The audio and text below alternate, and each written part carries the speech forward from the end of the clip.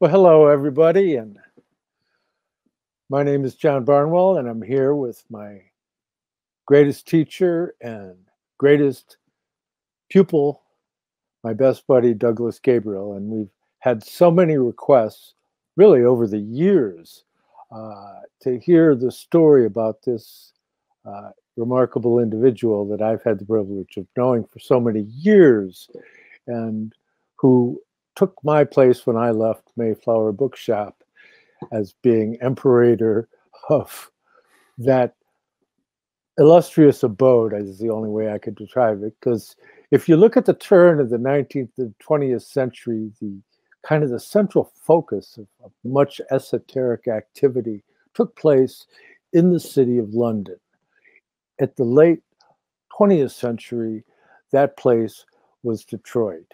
And one of the primary reasons why that's so, that so many people of an esoteric background constellated in this city was because of the individuals that came and formed a cluster of people that we humorously called the Monastic Club. And everybody had connections all over the country, and people would come here and we would do conferences. And so I got to spend a great deal of quality time with Douglas Gabriel, and it was thought that I'd be a good person to have a conversation with him about his personal path in life, because I was there for so much of it.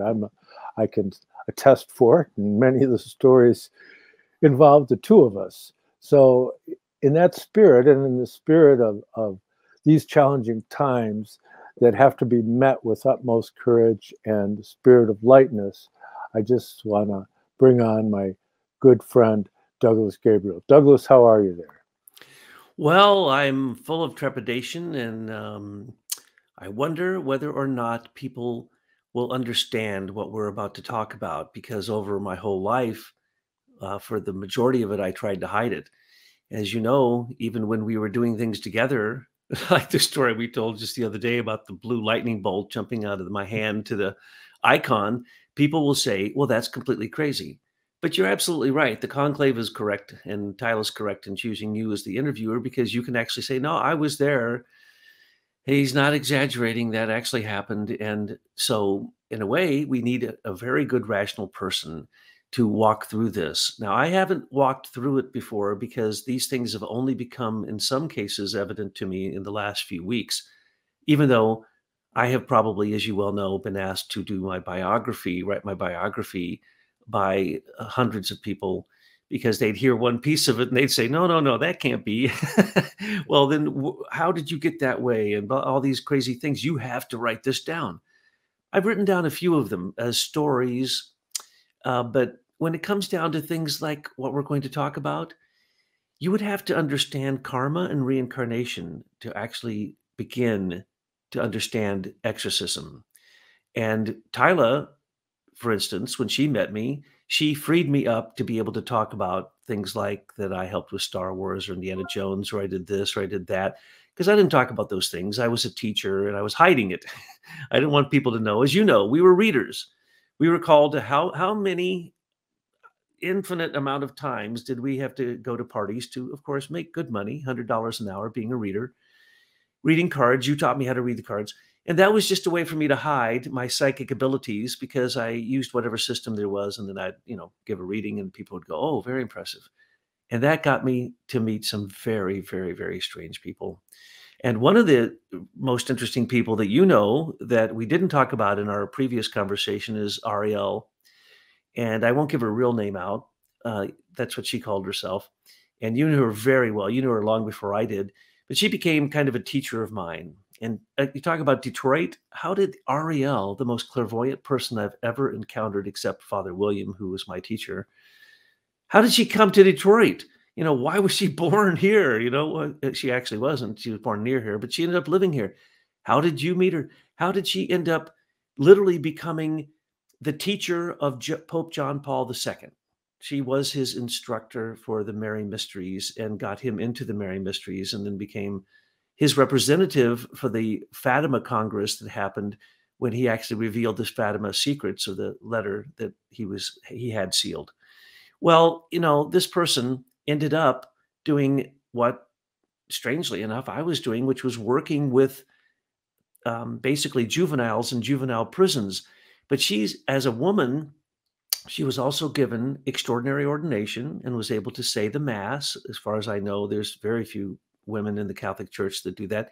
And she was also, in the last 10 years or so, or maybe even longer, working out in Portland, Oregon, and she was working in a juvenile detention facility doing exorcisms and being given Vatican approval to do exorcisms for these young men. I too worked with those kind of young men, and in my own way, I got away from the Catholic exorcism thing, and I just went into, really pure love and trying to help people. And in so doing, and because I had become rather mm, infamous, as it were, people would call me up and tell me, "Go look at this, go look at that. Please do this for us. Please do that." And you were there. How many times did you get a call at the Mayflower where you guys couldn't handle the weirdness of the person and they wanted someone to do this or that crazy thing? And then, of course, Robert would give him my number. So I used to still get calls, 2, 3 a week, of people calling up saying this or that. And that's, what we were doing here in Detroit. And we had people like Ariel, who was a great leader in the Sufi movement. She was a great leader in the Holy Order of Man. She was one of the greatest devotees of Mary and the Sophia mysteries. And wherever she went with her husband, Aravinda. They became fast friends of mine, and I would kind of chase after them. And when they'd say, "Well, this is really the cool place to go. You got to come to Fatima." So I'd go to Fatima. "You got to come to this apparition site or that apparition site." And I'd go, and they would collect holy water and other things from the site. And they had this whole shrine in their house. But I would go for a different reason. In a way, I think my whole entire life, I was trying to prove that what was happening to me was actually either happening or that there was a reason for it to happen or whatever. So, as you know, I've never really discussed these things with you, John.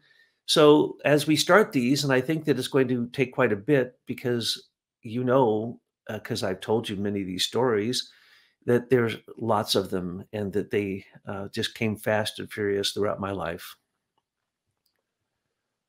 Yeah, well, that's an interesting path into this indescribable story, really, because I've heard, like you said, I've heard many facets of it. But truth be told, it seems like every time I have a conversation with you, I hear a new little facet. Or a whole new story. I think what you are is you're like your former incarnation. You were a double terminated quartz crystal, and so that's why you have so many facets to your personality. That explains it. See all the facets on these Herkimers? Yeah, and what is my obsession with crystals, and you've seen that for years, and yeah, there's too many facets, and so why would I even tell people these crazy things? I didn't even tell you a lot of this stuff, but you would see, I'd be walking down the street, and all of a sudden I'd say, "Excuse me, John, I got to go do this." And I'd walk over to somebody I'd never seen before in my life and give them a message from God and then come back and start up the conversation with you and walk along. That was absolutely common. Yes, that was a day in the life. And as far as Arialis, that was her part of her magical name, actually, that she ended up making it her real name. And I won't give out her real name for purposes of privacy, but the full magical name is Amethystine Arialis.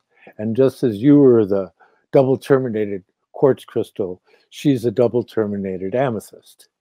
And so, in the spirit of joy in which she exuded like few people I've ever met in my life, she literally would I'd watch people transform in front of her just by being in her presence, because she liked to use the word glorious. And I think that's probably the best word to describe her relationship to Mother Mary and Jesus Christ. It was glorious. This was a radiant person.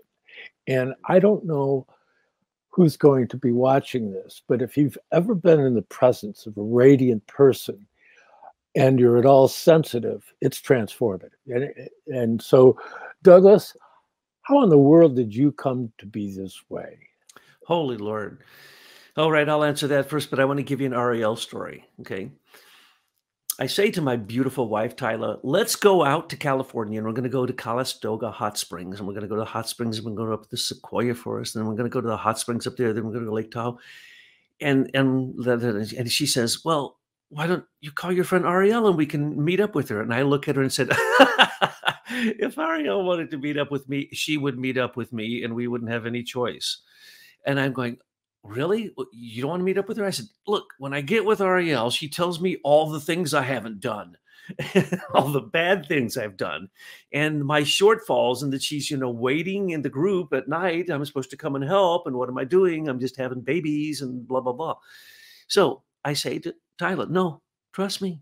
If Ariel wants to meet with us, she will meet with us. And I'm like, I don't think Tyler really understood what I'm saying. We're walking down Calistoga, the main street, right? And I feel Ariel.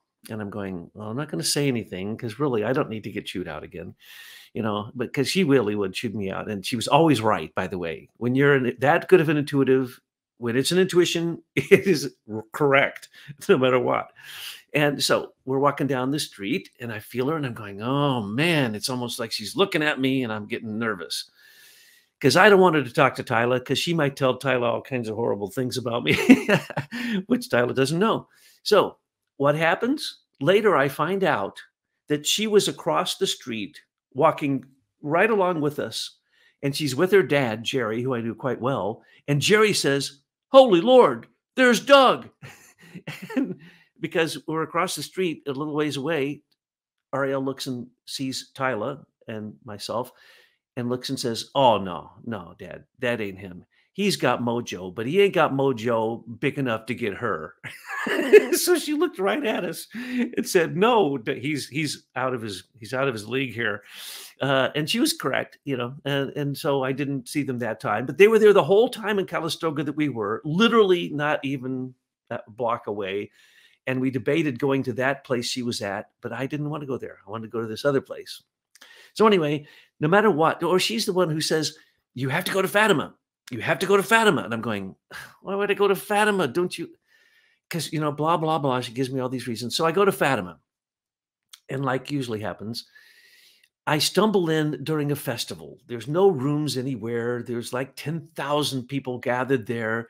It's growing dark. And everybody's lighting candles and there's this fantastic feast or something. And I don't know what was going on. And so I go down, I wind my way through and I get down into the cavern where the water is. And I'm going, this water isn't holy anymore. There can't be anybody getting healed from this. Because whatever they did, running it through whatever, it wasn't working for me. And so I'm there and I'm watching, nobody's getting healed. Everybody's doing all this stuff and it's the big festival. And I say, Ariel, why did you send me here? This is a waste of my time. Because at the time I wasn't too friendly with the Catholic Church, having been first off extraordinary ordination at 14 as a Benedictine. Then I went into the military. Then I got out and became a Trappist, and they kicked me out and made me a Jesuit. And then the Jesuits kicked me out and I became an anthroposophist. So I'm like not friendly with the Catholic Church. So I get there and what happens? I'm looking around going, this is a big disappointment. I go into church. I go in all the places. I'm going, this isn't happening. Well, you know what? Wait. And I look up and right above the church and up on this hill, straight above where the water comes out down in the cave, I look up there and who's there? There's a Nixie. There's a what they would call Mother Mary, right? It's a female elemental being from a spring. And I can see it's a spring because it's coming all down the side of this mountain. So I go up, climb all the way up there, find this spring. And it's filled with angelic presence. It's filled. There's this like lady, it's a Nixie, but it's like, looks like a lady there. And I'm going, holy moly, here it is. The Catholic Church turned it into that festival down there, which is sad because nobody's getting healed. And right here is the real thing. That's been the story of my life. When I get to the really sacred place, I'm usually alone. And if I tell somebody about it, they don't even believe me. So I have a Cassandra complex, right? if I'm telling you that the spirit told me something, almost always that means it's an intuition. That means it's correct. It's not me saying it, so, I can say that, and that's just the way that it is. So I would say this. I said this to Ariel, and she just laughed at me. She's like, "Leave it to you." Okay, no. Well, I saw people healed down in the cave and blah blah blah. Okay, fine. So she went everywhere. So I would follow along, and travel out to Hawaii, travel out wherever they were. Aravinda and her would have these amazing things called spring renewal on the island of Maui each spring. And some of the most spiritual people in the world would gather there.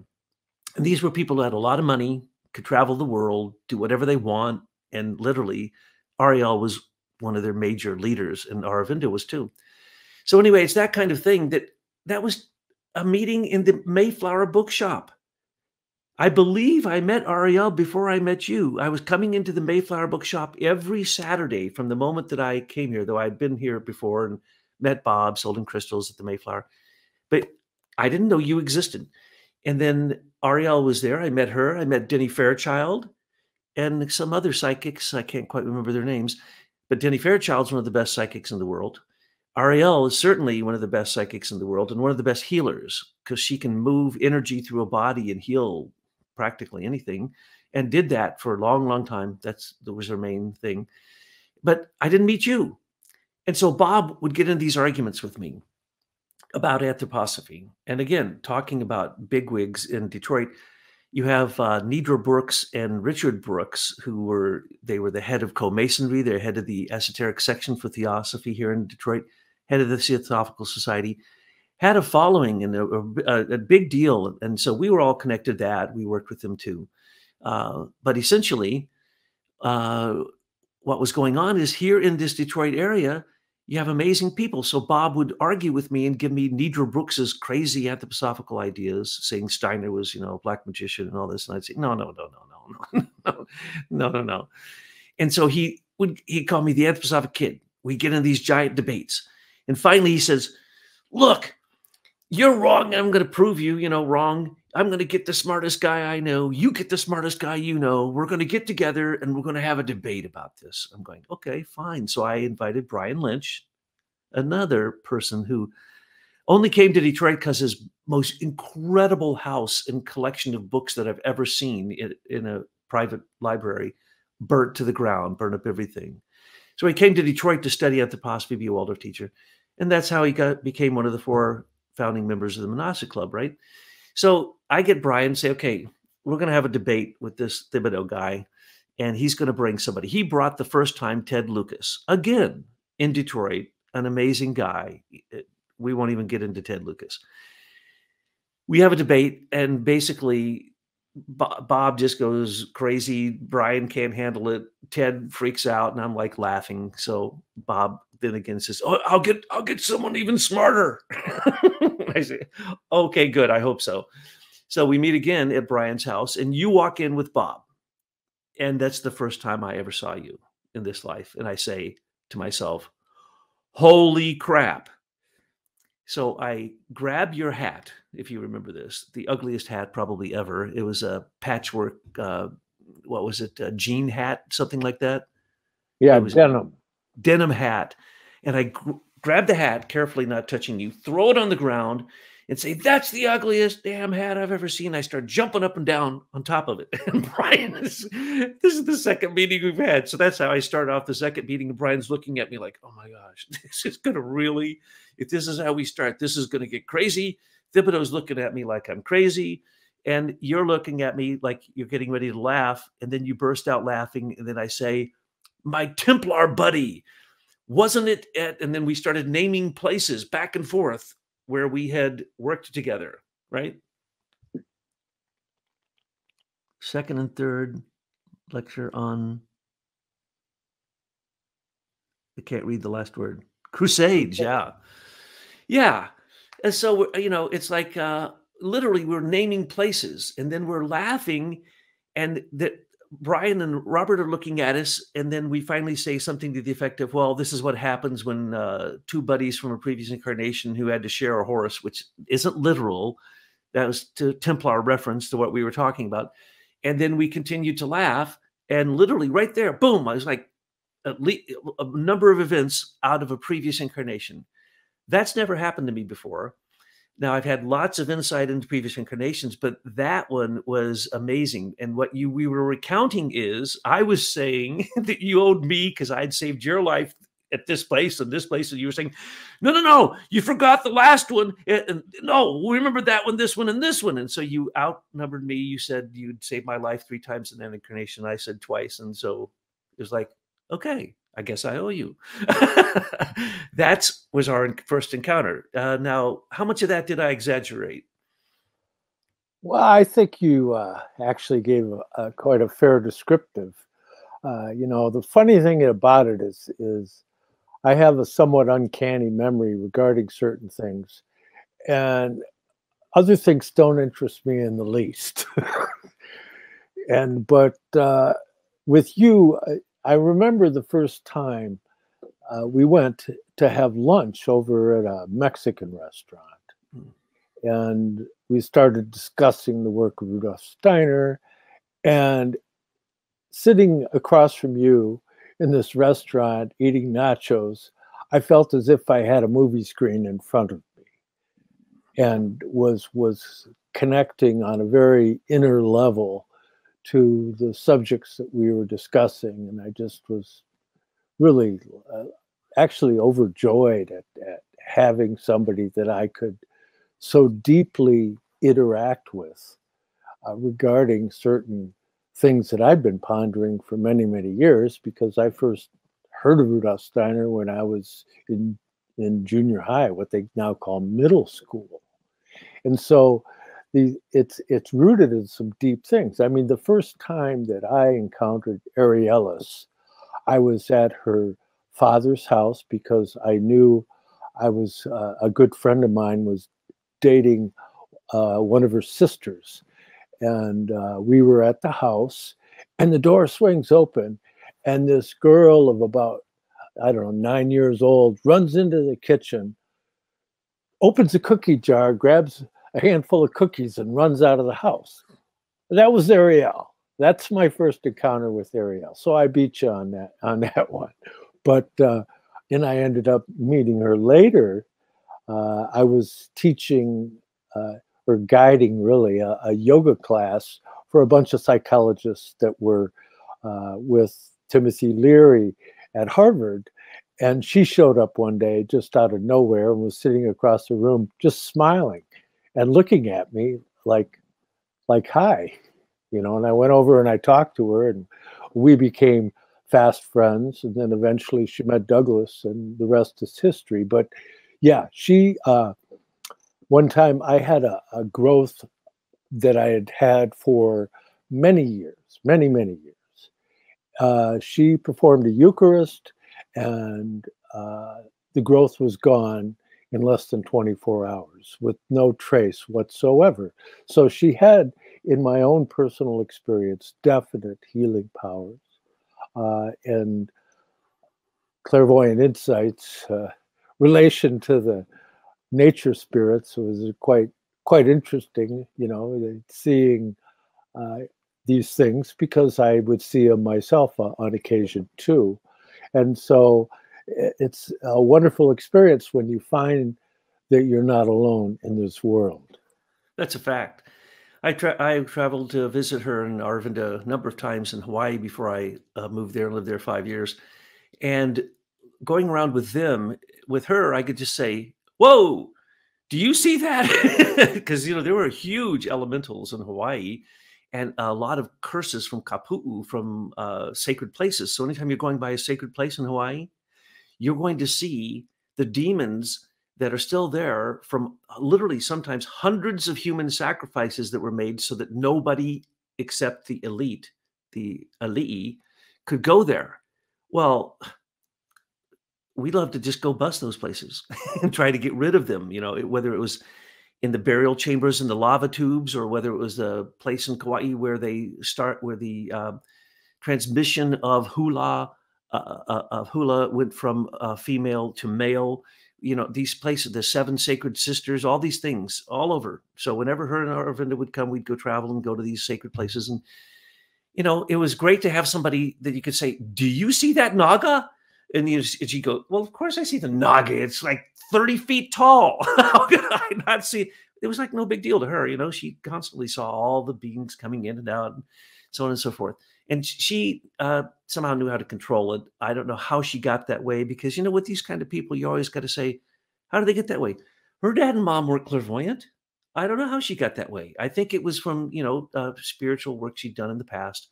And then what we know is you can look on a chart and tell who was with who in what group. And we have a group that is reincarnated from Prague.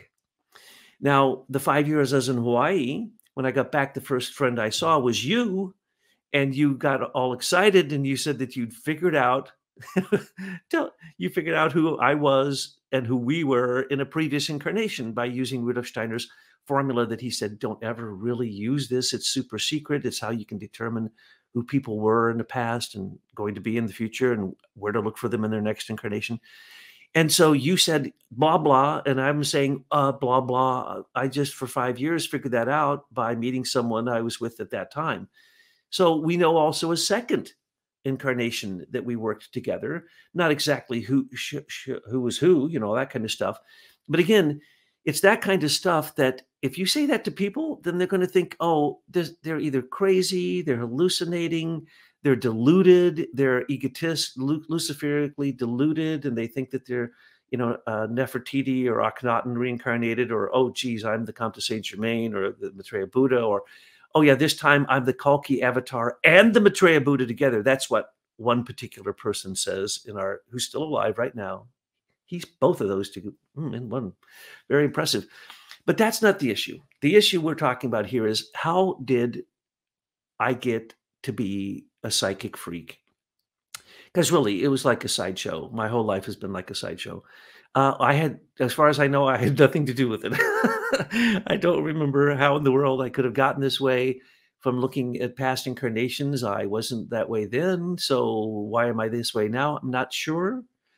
But there's a long story involved in that. But I'd rather talk about the psychological effects of this, because people think that there's something, glamorous about being an exorcist.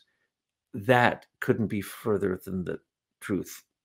For instance, all the visionaries and the apparition people, they have to see hell. If they're going to see Mary, that's fine. And then Mary always says, now, have you been saying your rosary and doing your prayers?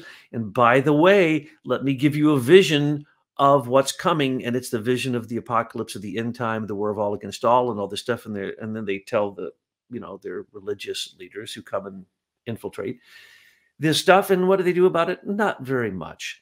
So if you are going to see into heaven, you're going to have seen into hell also. So if you're going to be an exorcist and you haven't seen, and when I say seen, I mean when you use all 12 senses, not just the 5 senses, and there's more than 12 actually. So you need to use all 12. And if all 12 happen all at once from the 12 directions, and you're in the middle and you're objective, then you can actually have a sense experience of the supersensible world. But you're going to have to either be incarnated with the organs, the supersensible organs, to do that, which I was born totally clairvoyant, clairaudient, clairsentient, so much so that they were pretty certain that I was completely what they called in those days and retarded. And so I had to go to, be treated for this. And I didn't hardly speak. My eyes would, you wouldn't even believe some of the things if I tell you these. That's the reason I've never said these things before. Until I was about 14, around my eyes, it looked like I had leprosy all the time. And if I got anywhere near an evergreen tree, oh, well, then it went completely nuts and looked like they were all red and on fire. And I couldn't go out into the sunlight. I had to wear sunglasses. And I was so allergic to everything, mold, anything, any bad smells. And I'd get massive migraine headaches. And here's the reality. If you're going to look into the 3 realms, the astral realm, the etheric realm, and the physical realm, then it's going to completely discombobulate you, because just in the first one, you have to go upside down, inside out, and backwards in time. That's just the beginning. That's just the psychological mood you're going to have as you cross the threshold consciously, or if you're pulled across, or if you are born that way and these things just are happening. So you either have to be completely stupid or have incredible spiritual courage, knowing that you are absolutely pure in your heart. Because here's the deal. The stuff you hear about exorcisms, that's all complete nonsense. If you are not pure of heart, and that's the reason that I was trained when I was 14 with Father William, I'd never said a swear word. I couldn't have said a swear word. I'd never littered. I knew nothing about sex. I'd never done any drugs, alcohol. I had none of that. And so he must have known that, because when he baptized me at my birth, he had given advice to my mother and father that they needed to do a novena, these prayers to St. Jude, the patron saint of lost causes. And my dad was a lost cause because he couldn't find a job, and he had 3 children, and then my mother was pregnant again. And so he said, well, pray this novena to St. Jude and pray to get a job. So even before I was born, he got the job he kept for the rest of his life. And so they believed it. And when the baby was baptized by Father William, the baby being me, they said, well, he said, you have to dedicate this child to the church. And so my mother and father promised to dedicate me to the church. In other words, as soon as I was old enough, they were going to put me in religious formation, and I was going to be a priest. Very common for Catholic families, especially we had 7 children, to give one of them up to the church. Very, very, very common. But we now believe, because of Tyla's insight, that I'm not a bastard, I'm a love child, and that I am the love child of Father William, the very man who guided my mother at the time she was pregnant with a child that wasn't John Gabriel's child. How many other people would she have told about that? And who was this person that later she was telling me that her greatest regret in life, she didn't get to physically introduce me to Bill. Father William was called Bill. And he was the most clairvoyant person I ever knew. And when I was born, I had, what they call the veil. You have an extra amniotic sac over your face. And that probably explains why I was so sensitive to everything, especially eyes, ears, nose, throat, hearing. And I was also, my dad wasn't even around. Okay. He wasn't even anywhere near when I was born, or any time before or thereafter. And he always called me the milkman's child. Always. Now, since I looked completely different than my other 6 siblings, since I was the only one who had what they would say a perfect bite and perfect teeth. I didn't wear glasses in that time. And so I was the only one without glasses. I was the only one who looked that way. I didn't look like my siblings. My dad called me the milkman's child, and I was named Jude by a priest who was giving my mother advice and not my dad advice. Okay. Now, so it started to add up after a while. And at my mother's funeral, and I was told that a lot of these things came out, okay? But people didn't know in those days. For instance, my grandparents were both Indian. If people knew that, their lives would have been hell.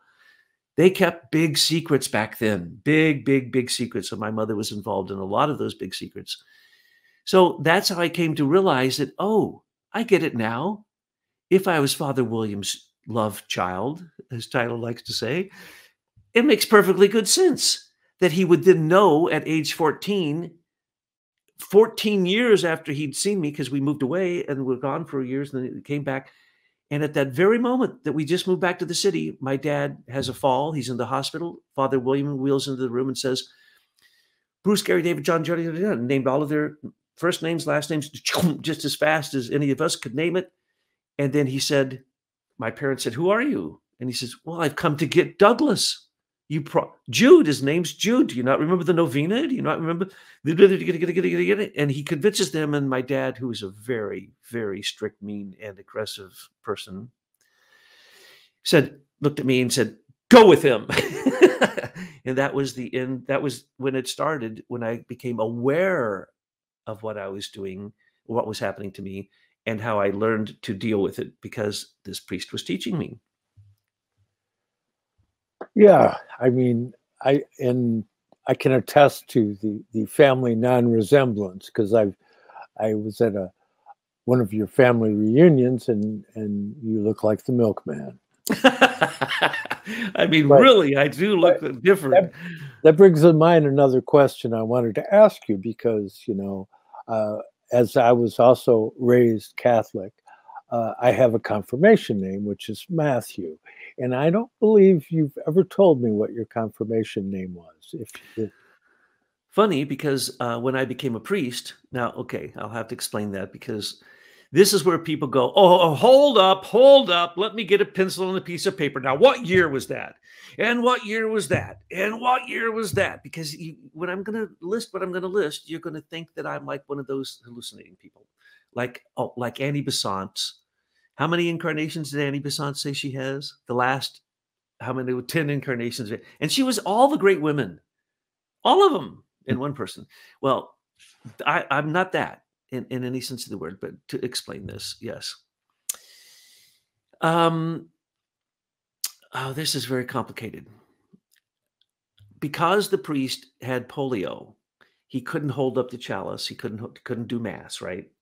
And so he had someone who had extraordinary dispensation for the Sisters of Mercy who were in this hospital. They lived up on the upper floor, and there was a beautiful chapel there, the most beautiful chapel I think I've ever seen, and it was way up at the top of this church, and so the Sisters of Mercy there, and their head sister, their what do they call her? Anyway, the head of them came down, and she'd be the person holding this up. So when he met me, he says, "You're gonna do that, and I'm gonna get you extraordinary ordination." I'm like, "Whatever, my dad will beat me if I don't stay with you. My dad will beat me." Okay, that's pretty much why I'm here, though I'm very interested in what's going on here. So I put a stole on and I got extraordinary ordination given by the Vatican at age 14. So I would hold up the host and do the thing and sing along with him and this and that. And so pretty much I was kind of mostly saying the mass. And we said mass there every single day because the nuns, Sisters of Mercy, wanted mass every day in communion. And it was also the patients and the people who were there praying for their loved ones would come in and come to mass. And so it happened every day. So every day after school, I'd go and we'd say mass, then we'd say vespers, and then we'd maybe do some study. Then I'd go to work and go home. So that went on for the entire time of my years in high school.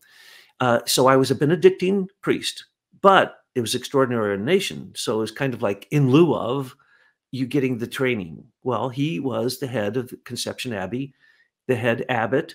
So he was literally previously, before he got polio and was in the wheelchair, he was he was in the largest house of formation in America. So he was like the top abbot making priests. So he knew it backwards and forwards.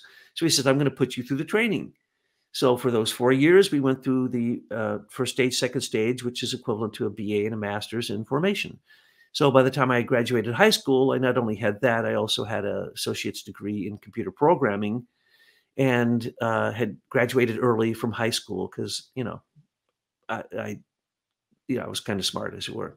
So I studied with him, right? And that then led me to say, and some other day I'll tell you why I left Father William. But I got drafted, and so I said, "Well, what the heck? Let's see if I can become a systems analyst, the top field in computers." Went in to try to get into the Air Force.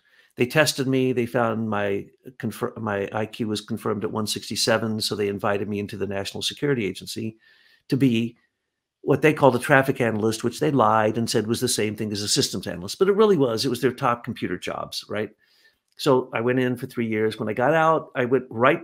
That was it. I was done with all automation. I knew that that was Ahriman.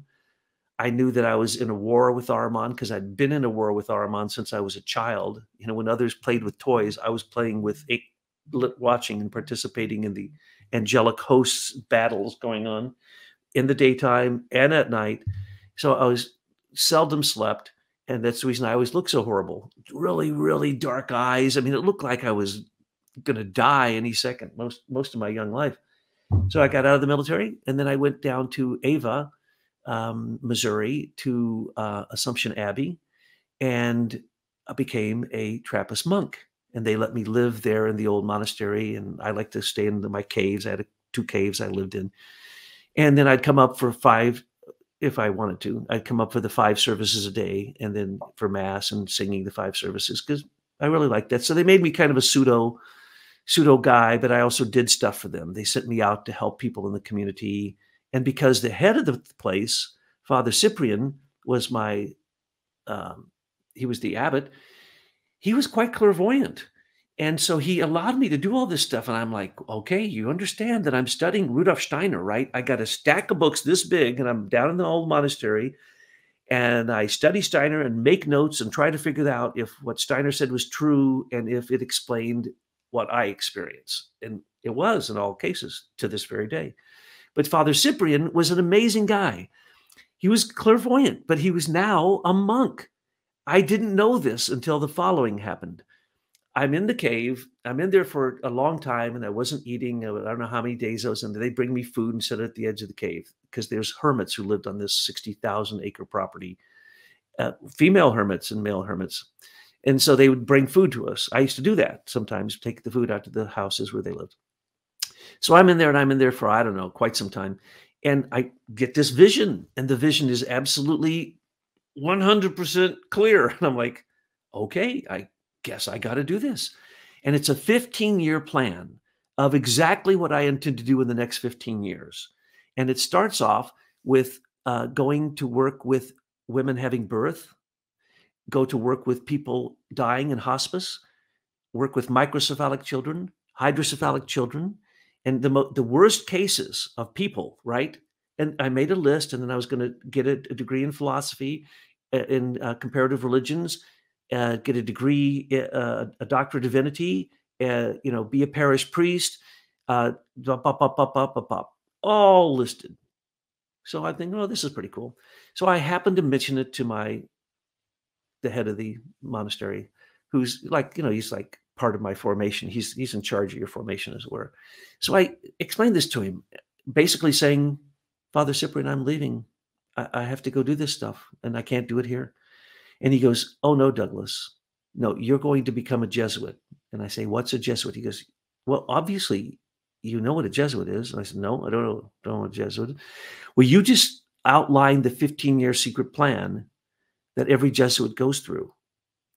I said, well, how could I have done that? He goes, because you must have been, this is a Catholic priest, you must have been a Jesuit in a previous incarnation. I'm going, I don't know what any of that is. He goes, it doesn't matter. You can't stay here anymore. I'm sending you to Rockhurst College in Kansas City, which I went to. And then there I earned a degree. And then I went to Regis in Colorado, where I earned another degree. And then I went to St. Louis University, where I got my doctorate of divinity. So I have a PhD in philosophy, a PhD in comparative religions, a doctorate of divinity from the Catholic Church, which means all that means nothing to me, because I earned it as a Jesuit in a Jesuit house, that's just the way they cheat, and they get their PhDs without doing any statistics, and with just other Jesuits being on their review board.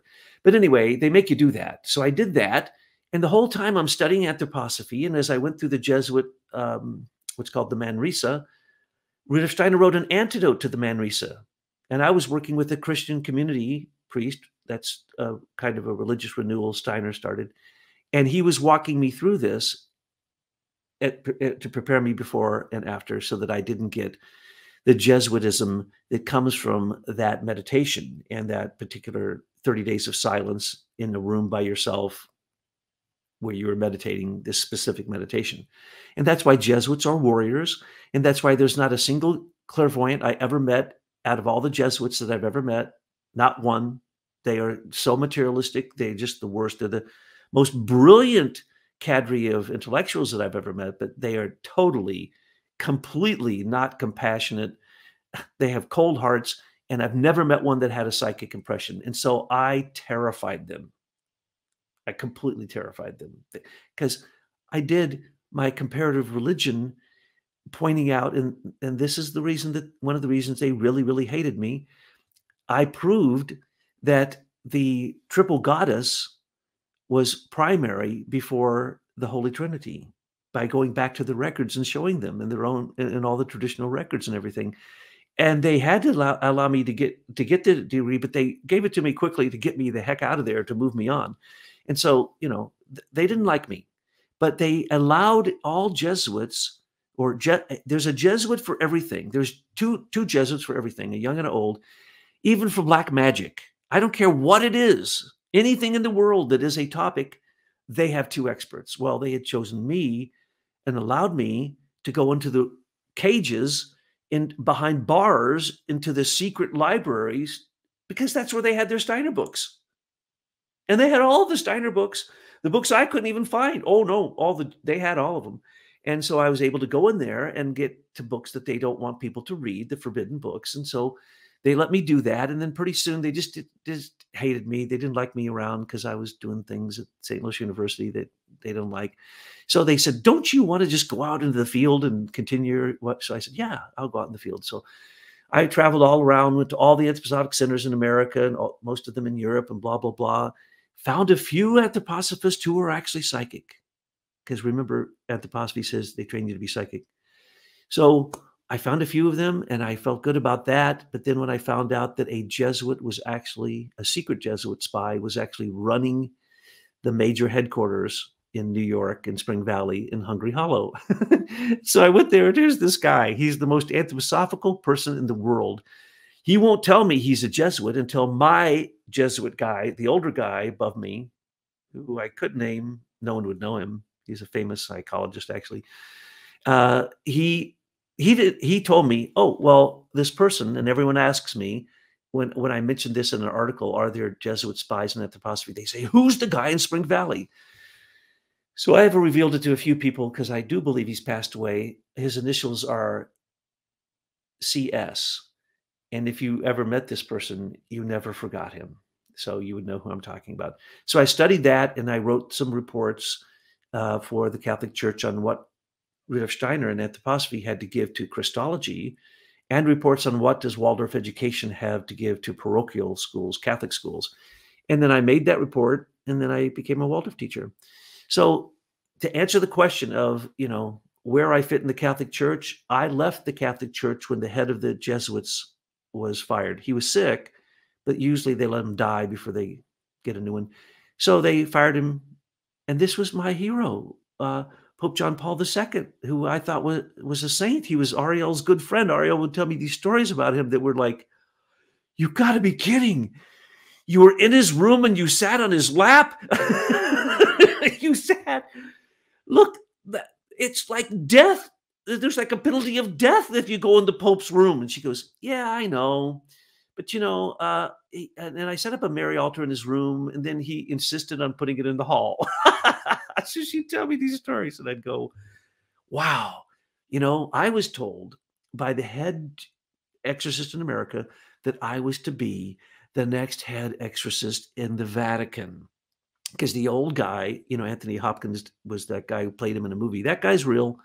The new guy, he is pure evil. So that new guy, I would have been that new guy had I stayed in the Catholic Church. But hello, it's a cult of homosexuality and sexual violence to women. And if you want to go high in the Catholic Church, well, then you have to be part of that. You have to absolutely be complicit in that. And I refuse to be any part of it. It's known as the 11th degree. It's the degree of deviation. And it's, I don't know. It's not me. Let's just say that and leave it at that. But yeah, a very good friend of mine who I used to play guitar with at times. Vinny used to be John Paul's, one of his altar boys. And when I met Vinny, I just started talking about John Paul acting in Rudolf Steiner's mystery dramas when he was a young man in Poland, and about his studies of Valentin Tomberg's Meditations on the Tarot and Rudolf Steiner. And he looks at me and he goes, how in the world do you know that? He said, yeah, he would have Steiner books on his nightstand. That's what he was studying. So it's like kind of like what Joe Visconti said recently, that because his mother obtained her first Steiner books from a Catholic seminary, and he discussed it with a priest, and the priest looked at him and said, "Well, only the adult Catholics read Steiner." Yeah, and that in a cage. They forgot that, and in a cage, because that's what they did. They lock you up in a cage. Now, I wandered off of my point. When I was a child, it was horrible. The last thing you would ever want is what I call the curse that was on me from birth. I would be standing there, and all of a sudden, I would hear the earth spinning, and it would throw me to the ground, and I would vomit and get very, very sick and hear these horribly loud sounds coming into me. I now know that's the harmony of the spheres. And yes, I was hearing the rotation of the earth. And for me, I used to say, I feel like I'm moving 1,000,000 miles an hour. They now know that we are moving 1.3 million miles an hour. And that was my experience. And it was horrifying. And when I would look at people when I was young, the reason I didn't talk is because they were all lying most of the time. They didn't believe what they were saying, and I knew it.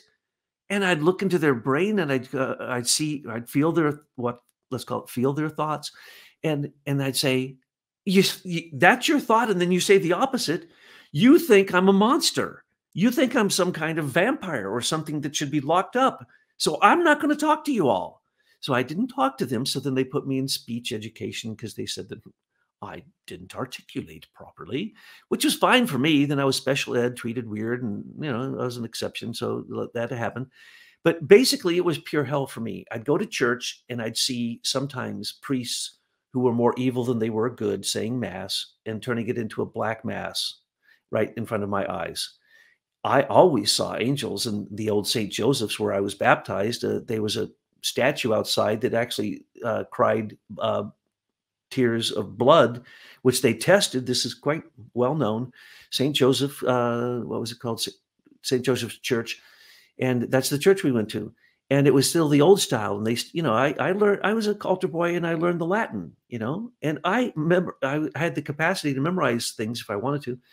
I memorized the whole Latin Mass as the priest. So if the priest wasn't saying it right, in my mind, I was saying it right. So literally in the end, right down the street from Mayflower, the Shrine of the Little Flower, one time I went in there because I got one of our children baptized, not because we were good churchgoers, because I didn't believe in it at that point. And this priest was so evil. I won't even describe to you what he literally did in front of the congregation, but he was so evil that it just turned me off completely. And that was in the very church where Father Conklin, of course, the alligator alley story. And, I unfortunately, I was asked to look into that and found that this priest had sex with a bunch of the nuns down in the convent. And of course, there were babies, and what happened to the babies. So that one literally made it to the news because I kept saying, I made a police report.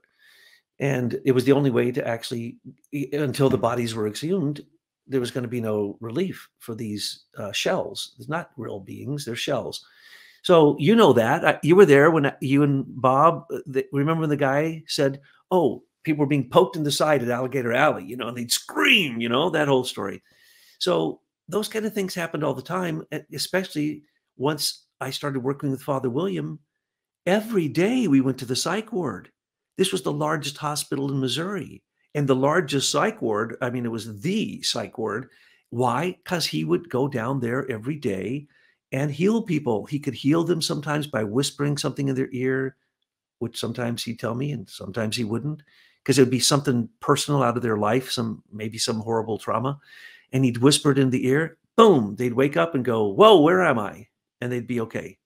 He could take somebody who was and when someone was in so much pain, morphine didn't work on them anymore. They'd call him, he'd go up, he'd say some prayers in their ear. And saw him do this. And he taught me those prayers. You say these prayers in their ear and they go to sleep.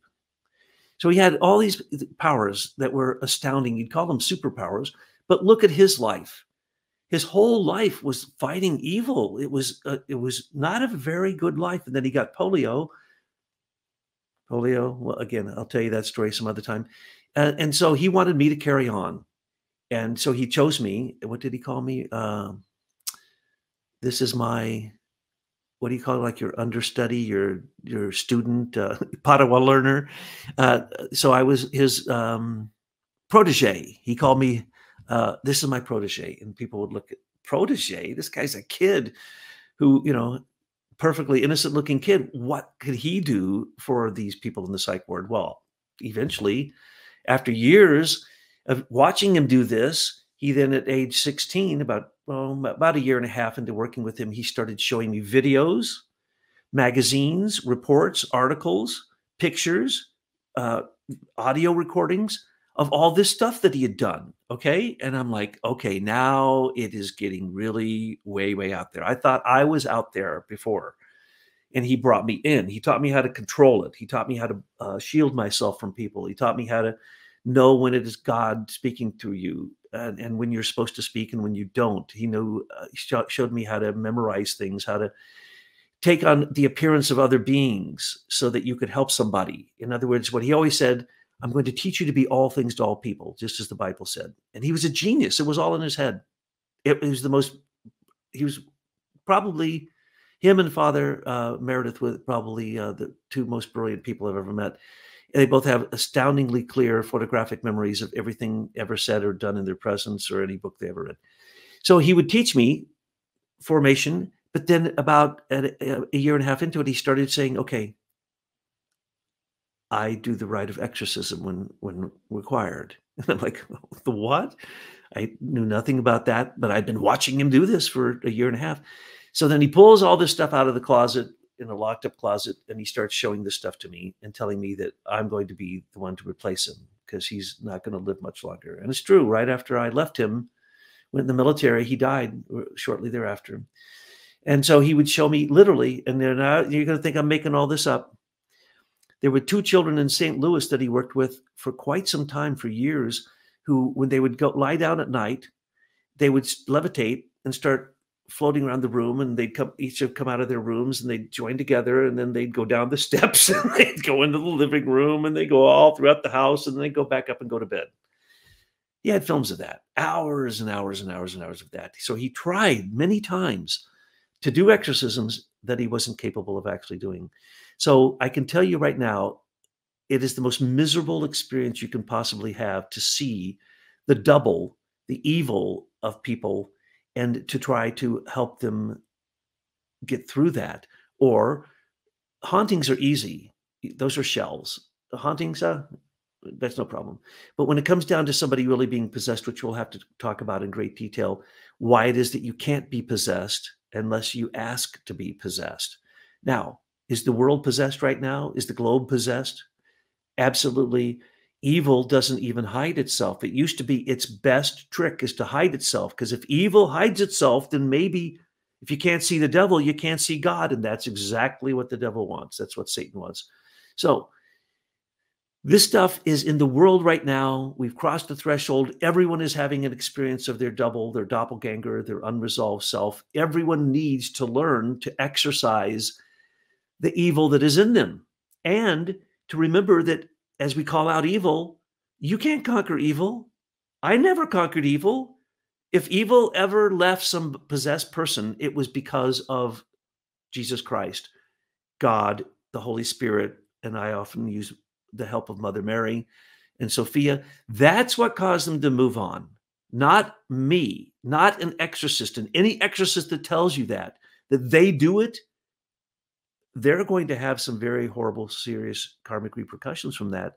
So you have to be ultra careful, and you have to remember, some people are possessed and you can't do a thing about it. God can't do a thing about it.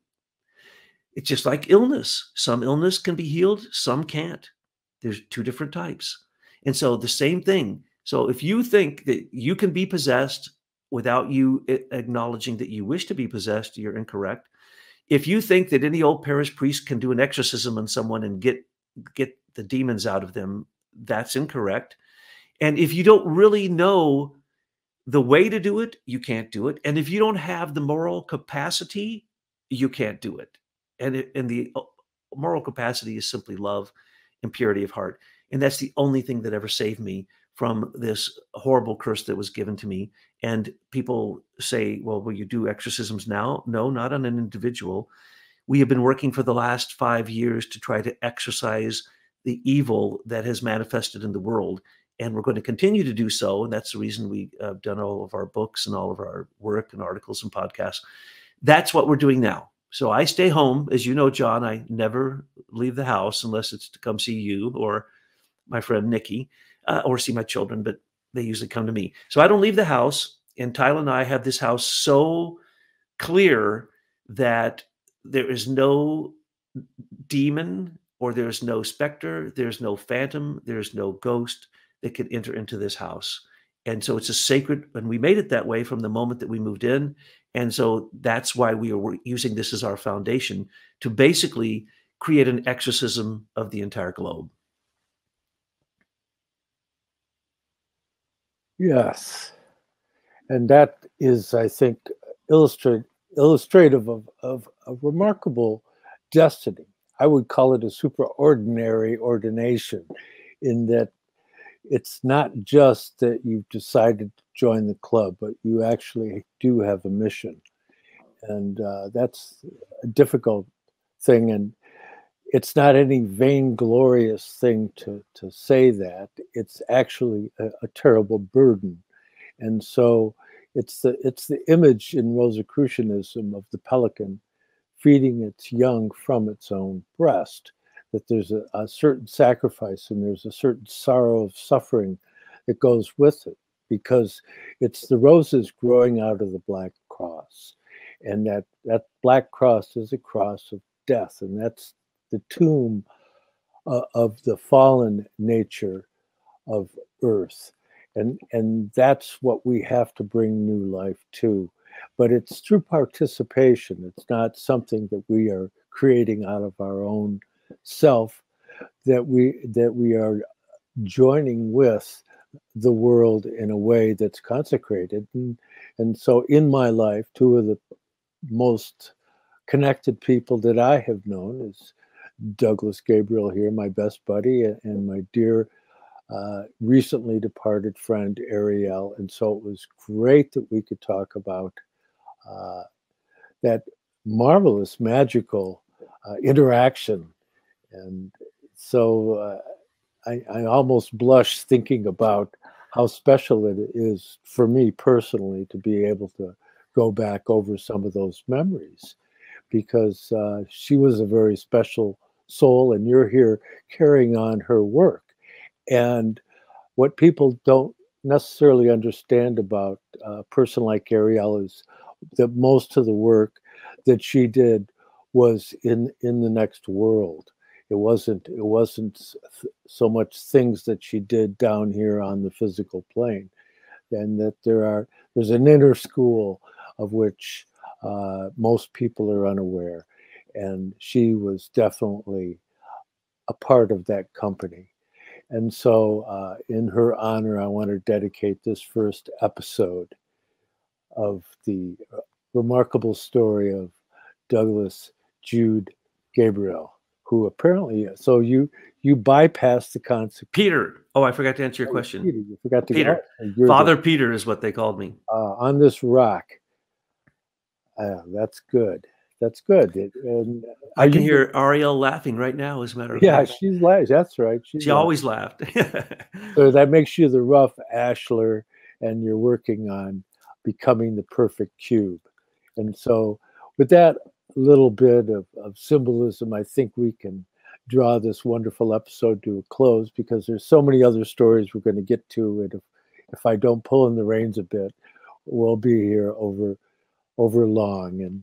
And so I want to thank you all for checking in here with me and Douglas, and may you all have a blessed day.